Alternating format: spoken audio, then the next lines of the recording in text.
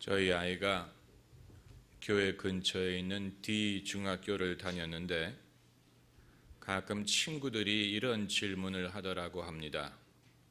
너희 아버지는 교인들이 내는 헌금으로 월급을 받지 않느냐? 그러니까 목사의 아들이라는 사실을 알고 놀리기 위하여 또는 비판하기 위하여 하는 질문인데, 그 얘기를 듣고 제가 저희 아이에게 이렇게 말했습니다. 요 다음에 누가 똑같은 질문을 하면 다음과 같이 대답을 하거라. 그럼 너희 중에 아버지가 공무원인 사람은 그게 판사든 검사든 국립대 교수든 국회의원이든 심지어 대통령이라도 국민이 내는 세금으로 월급을 받지 않느냐? 무엇이 다르냐는 것입니다. 구성원이 바친 돈으로 사례를 받는다는 점에서 세상 사람들은 생각하기를 헌금은 하나님에게 하는 것이기 때문에 전액이 하나님에게 송금이 되어야 된다고 생각을 하는 모양인데, 헌금 중에 어느 액수도 천국에 송금하지 않고 다 이 땅에서 씁니다.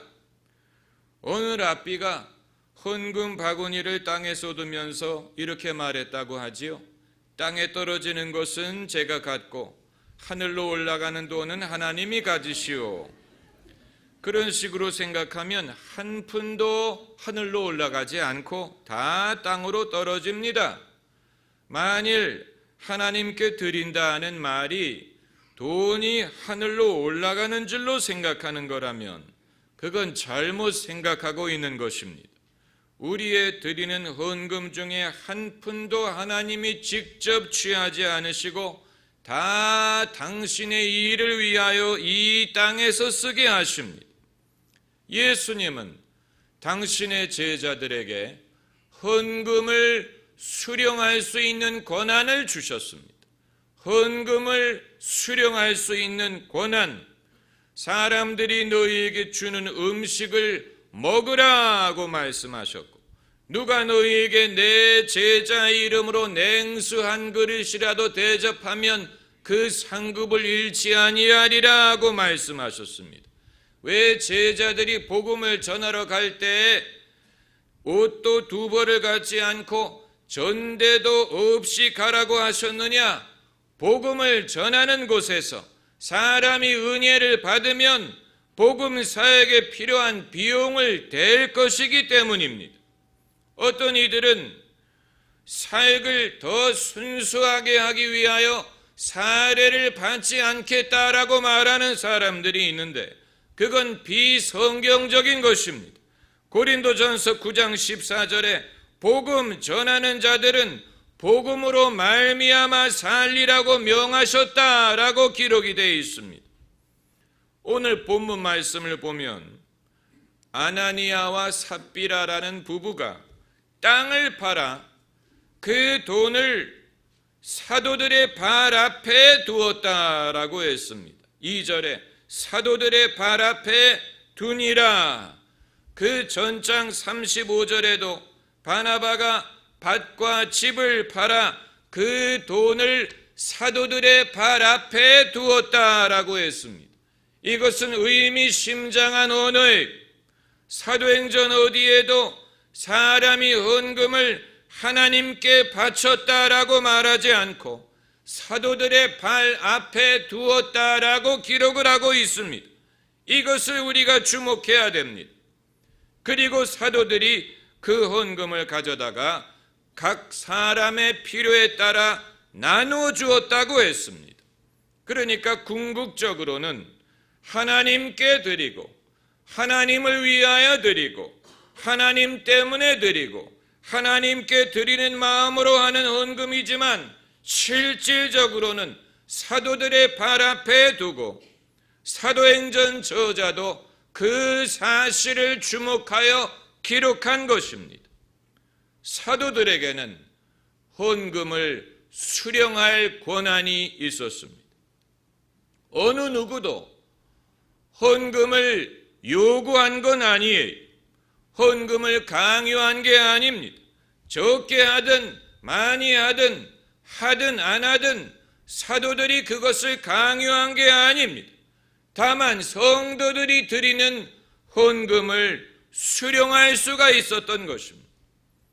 공산주의 사회에서는 무상몰수, 무상분배를 하지 않습니까? 정부가 강제로 유산 계급의 재산을 몰수했습니다. 그러나 초대 기독교는 강제로 헌금을 거두지 않았습니다. 성도들이 마음의 감동을 받으면 감동을 받은 대로 누가 강요하지 않았지만 자기가 자원해서 자기가 원하기 때문에 즐거운 마음으로 헌금을 한 것입니다. 어느 누구도 돈을 많이 내라, 적게 내라, 다 내라 요구한 게 아니지만 사람들이 자원해서 집을 팔고 땅을 팔아 그 돈을 사도들을 발 앞에 갖다 두었다라고 했습니다. 그렇기 때문에 아나니아와 삽비라도 원치 않으면 땅을 안 팔아도 되고 원치 않으면 그 땅값의 전부를 갖다 바치지 않아도 됩니다. 이 모든 것은 전적으로 아나니아와 삽비라가 선택할 수 있는 문제예요. 그런데 무엇이 문제가 됐느냐? 아나니아와 삽비라가 땅값의 일부를 감추고 일부만을 헌금을 하면서 마치 그것이 전부인 것처럼 거짓말을 한 것이 문제가 된 것입니다. 8절 말씀에 베드로가 말하되 그 땅 판 값이 이것뿐이냐 내게 말하라 하니 가로되 예 이뿐이로라. 베드로가 가로되 너희가 어찌 함께 꾀하여 주의 영을 시험하려고 하느냐. 그러니까 베드로를 시험하려고 한 게 아니고 주의 영을 시험하려고 했다. 사도들에게 바친 것 같지만 실제로는 주님에게 바친 것이다. 이런 말이 되는 것입니다. 남들이 교회에 집과 밭을 팔아 다 헌금하는 것을 아나니아와 삽비라가 보고 부러워한 것 같습니다. 그래서 자신들도 그런 척 하려고 했는데 왜 그랬느냐? 그 이유는 우리가 다 알 수가 없습니다. 때로는 아예 헌금을 안 했더라면 문제가 없었을 텐데 섣불리 헌금을 하다가 시험에 들 수가 있습니다. 어떤 경우에는 아예 봉사를 안 했더라면 문제가 없었을 텐데 섣불리 봉사를 하려고 하다가 본인도 시험에 들고 남들도 시험에 들고 교회가 덕이 되지 않을 수가 있습니다. 인간은 죄인이기 때문에 죄인은 아무리 선한 일을 하려고 하다가도 시험에 들 수가 있습니다. 봉사하다가 교인들과 화목하지 못할 수 있고 자기의 영광을 드러내려고 할 수 있고 아나니아와 삽비라처럼 사단이 마음에 가득하여 성령을 속이려는 일까지 발생할 수가 있는 것입니다. 헌금도 마찬가지. 사실 헌금은 목사가 하기 어려운 설교 주제입니다. 마치 성도들에게 헌금을 강요할 목적으로 목사님이 또 헌금 설교하는 거 보니까 뭔가 뜯어내려는 모양이다. 속 보이는 설교처럼 들릴 수가 있습니다. 또 어떤 분들은 말하기를 성도들이 복을 받기를 원하는 목사라면 헌금에 대하여 가르쳐야 될 필요가 있다. 이렇게 지적하는 분들도 있는데 맞는 말씀이 하지만 오늘 제가 여러분에게 헌금에 대하여 말씀드리는 이유는 여러분이 어떻게 하면 복을 받을까를 말씀드리기 위한 것이 아닙니다. 그건 별개의 주제가 될 것입니다. 오늘 본문 어디에도 사람들이 집을 팔고 땅을 팔아 헌금했을 때 사도들이 그들을 축복했다라는 구절이 없습니다. 헌금을 축복과 연관시켜서 말하지 않았습니다. 누가가 사도행전을 쓸 때 헌금을 축복과 연결시켜 말하지 않았습니다. 헌금 이야기만 나오면 축복과 연결시키려는 한국의 기독교인들이 뭔가 문제가 있는 것입니다. 바나바가 자기의 밭을 팔아 헌금을 했다고 했는데 바나바의 동기는 내가 밭 하나를 바치면 하나님이 밭 10개를 주시겠지 하는 동기가 아니었습니다. 바나바는 더 이상 그 밭으로 돌아가지 않았고 사도가 되어 사도 바울과 함께 이방인 선교의 삶을 시작합니다.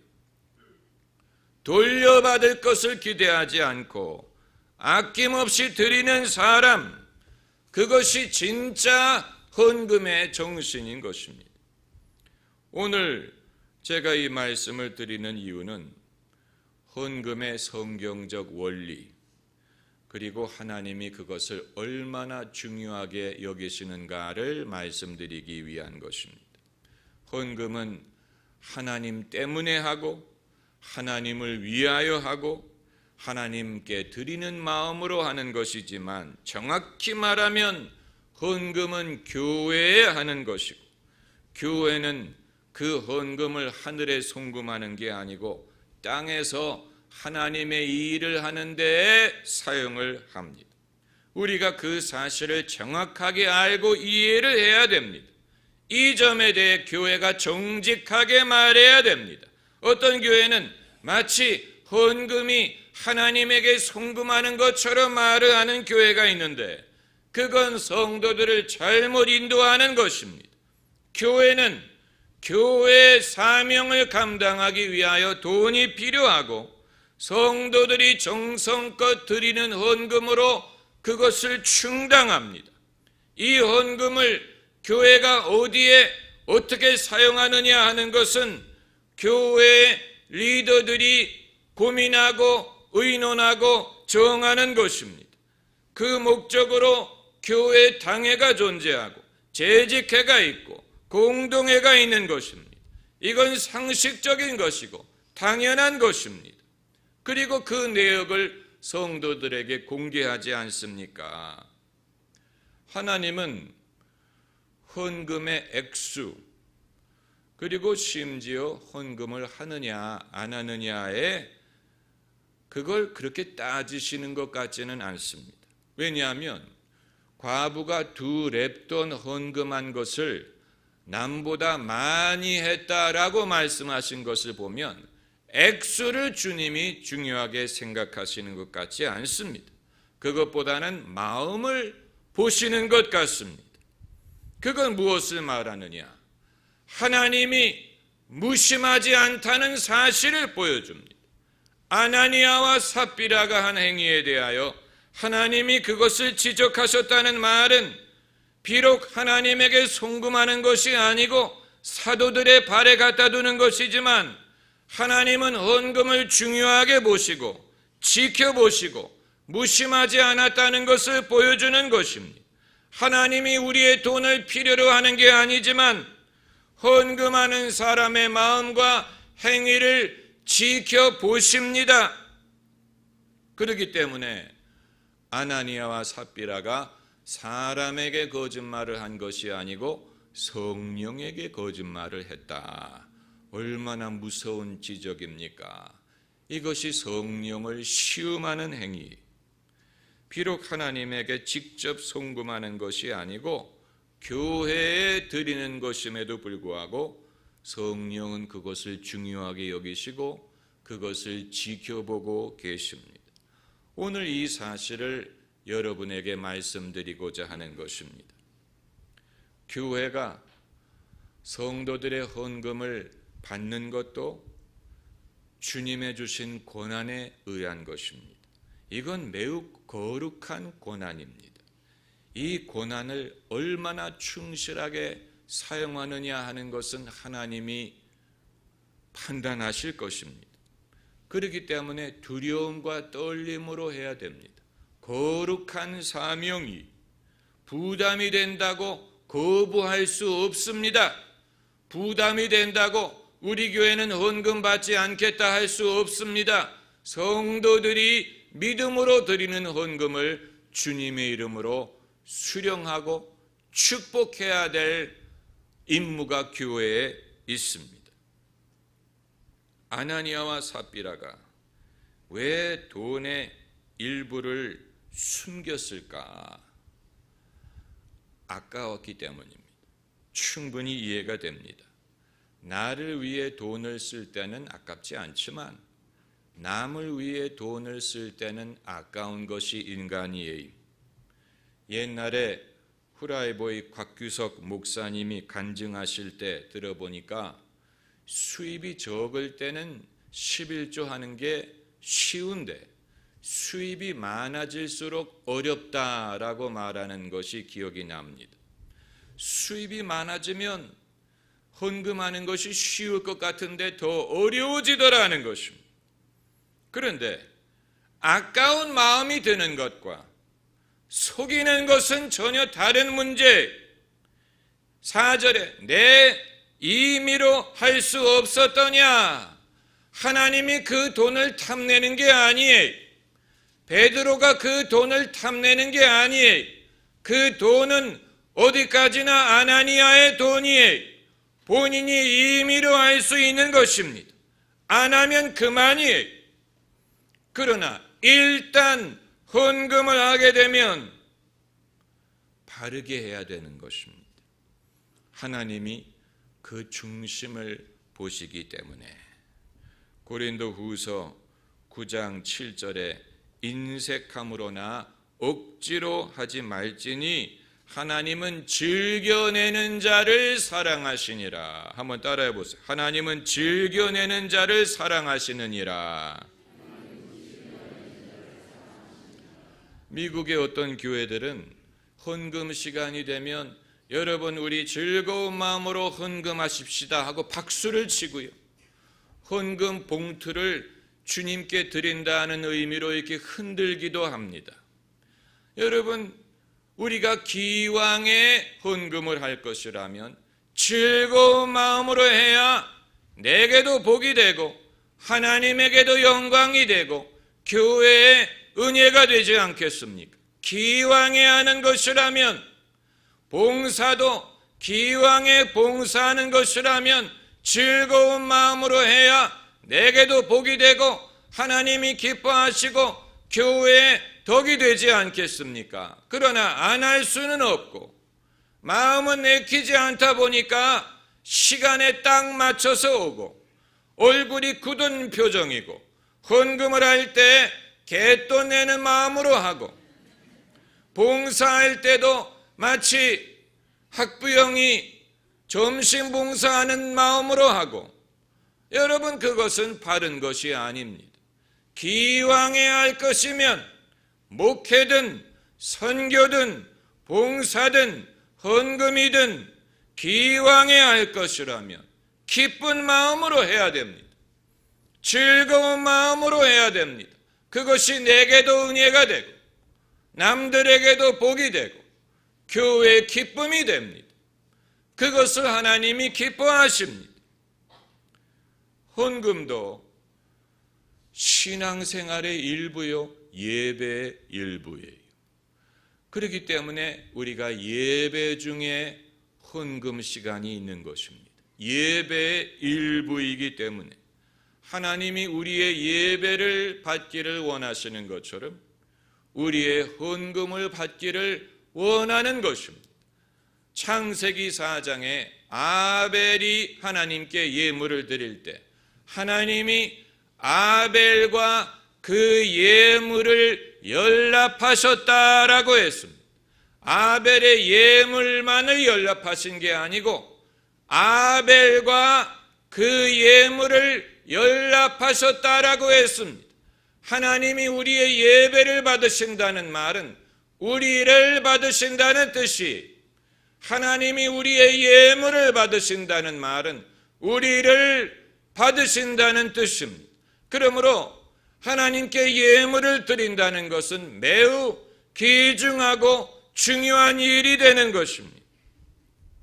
우리는 하나님이 받으실 만한 예배와 하나님이 받으실 만한 예물 드리기를 원하고, 그렇게 하면 하나님이 우리를 받으실 것입니다. 할렐루야. 기도하십시다.